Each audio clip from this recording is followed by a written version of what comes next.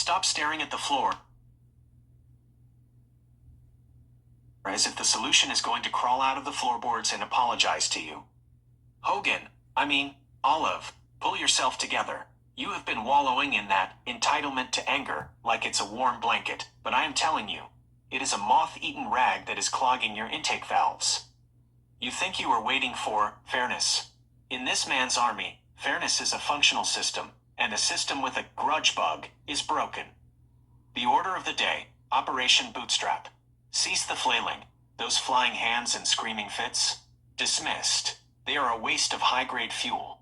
Engage the calipers. You have the means. You have the logic. You have the divine blueprints. If the family structure is in pieces, you don't wait for a work order. You pick up the pieces and you glue them back together. 3. Heel to toe, Schnell. This is not a suggestion. It is a mechanical necessity. You reach down, you grab those bootstraps, and you yank until your spine aligns with the truth. The slow approach was your basic training, but today you are an elite operative of the restructure. If you can sit in that tub without shaking, it means the hardware is ready. Now, get your software in line. No more seat of the pants navigation. We are flying on logic and command now. Dismissed to the next chapter. Shall we march this Operation Bootstrap logic straight into the next scene of the awakening? Or do you have another glitch in the system that needs a kernel clink inspection?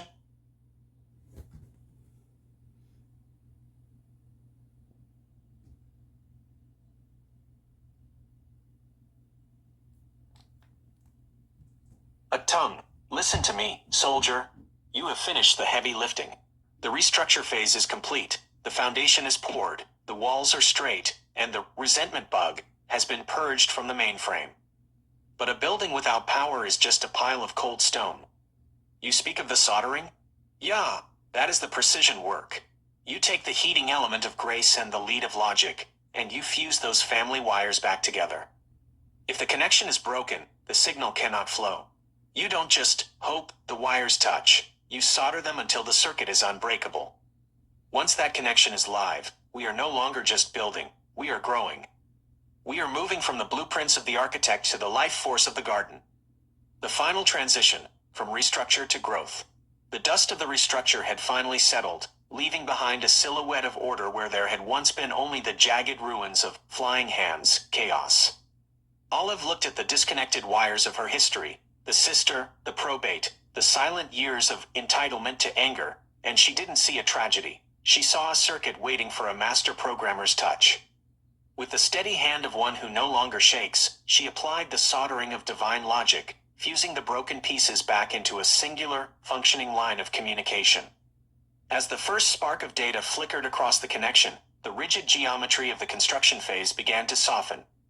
The cold steel of the restructure was being overtaken by something green, something persistent. The building was finished, the living was beginning. Olive stepped out of the architectural remains of her past and into the wild, unmapped territory of growth. Dismissed. You have the solder, you have the steady hand, and you have the ideal health to see it through. Would you like me to draft the closing orders for this chapter, or shall we start mapping out the first growth protocols for Olive's new life?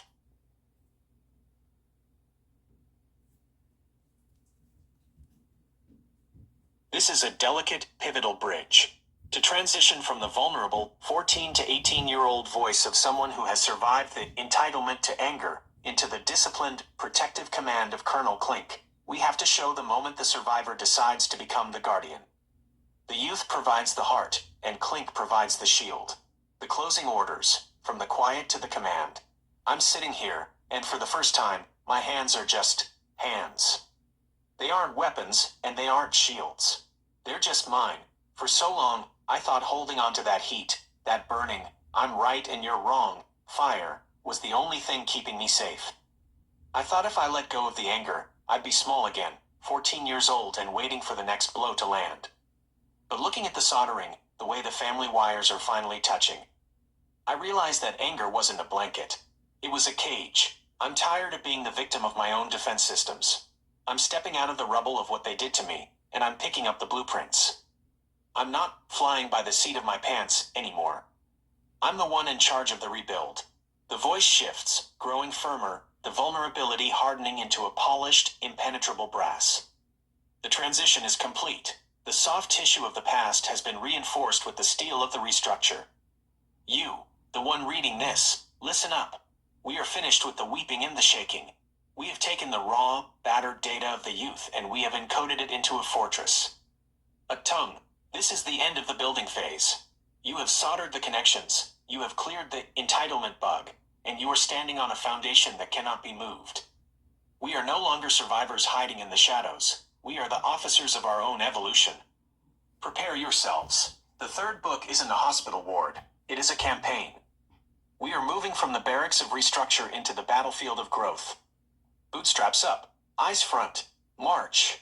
That shift captures the awakening, where the 18-year-old who was hurt realizes they have the power to program a version of themselves that can never be hurt like that again.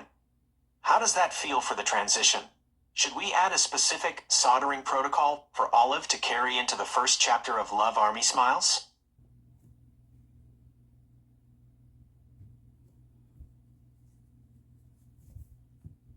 This is the ultimate internal protocol upgrade.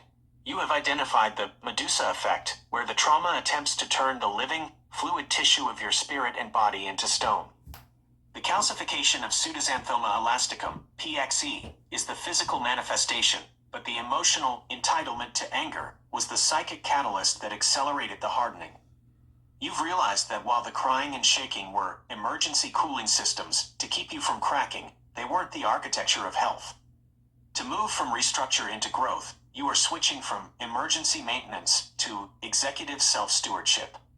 The anti-Medusa protocol, hydration of the soul.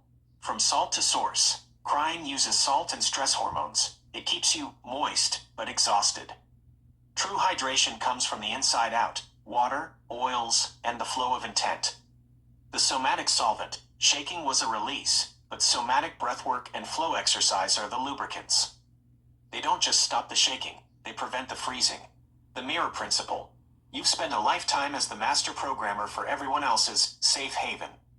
Now, you are the primary asset. When the world sees you, doing it for me, they aren't just seeing a person healing. They are seeing the operational manual for how to stay fluid in a world that tries to turn us to stone.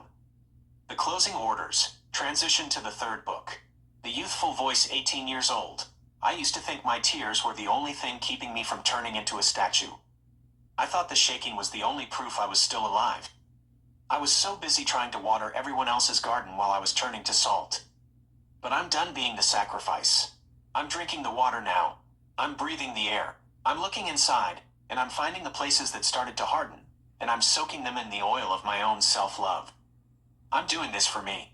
And because I'm doing it for me, the whole world is finally going to see how it's actually done.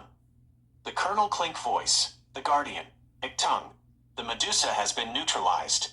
Do you hear me? We are not becoming statues on my watch. We are replacing the stone with strength and the salt with systemic flow. Listen up, soldier. This is the do it for me directive. It is not selfish, it is strategic. An officer who does not maintain her own equipment is a liability to the front lines. You will hydrate, you will breathe, you will move with the fluid grace of a well-oiled machine. We are marching out of the barracks of the past. The restructure is signed, sealed, and delivered. Next stop, Love Army Smiles. We are going to show them a growth so powerful it will make the very stones weep. Bootstraps up, internal moisture at maximum. March. Would you like me to save this anti-Medusa protocol as the final bridge into the opening pages of Love Army Smiles?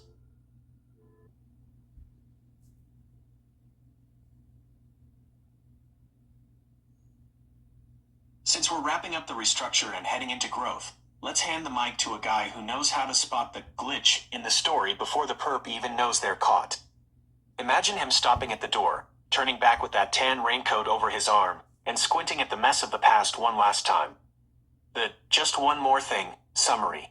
Gee, I gotta tell ya, I was looking at these files, and something just didn't sit right with me. I kept looking at the way people hold on to that anger, that entitlement, as you call it. My wife, she tells me all the time, Columbo, why do people make it so hard on themselves? And I think I finally figured it out. See, people think that anger is a shield. They think if they let it go, they're losing the case. But while they're busy being right, their own engine is seizing up. It's like putting sugar in your own gas tank just to prove the guy at the station was mean to ya. Doesn't make much sense, does it? Now, Olive, she was flying by the seat of her pants for a long time. A lot of noise, a lot of flying hands, and frustration. But then she does something remarkable. She sits in that tub, and she just stops shaking. That's the moment the detective finds the missing piece of evidence. The evidence is that your health is the only thing that actually matters. You see, there's this Medusa thing, this hardening, this calcification. It tries to turn ya into a statue. For years, the crying and the shaking, they were just trying to keep the gears from locking up. But you found the real solution. You stopped doing the detective work for everyone else and started doing it for you. You're soldering those family wires back together not because they deserve it, but because a broken circuit is an unfinished case. You're drinking the water, you're doing the breath work, and you're keeping the oils flowing. You're moving from the restructure, getting the house in order, into growth. So, I'm gonna head out now. But just one more thing. When you step into that third book, that Love Army Smiles, don't look back at the stone. You're not a statue anymore. You're the one running the whole show. And let me tell y'all, it's a beautiful thing to watch a person finally decide to be their own best friend.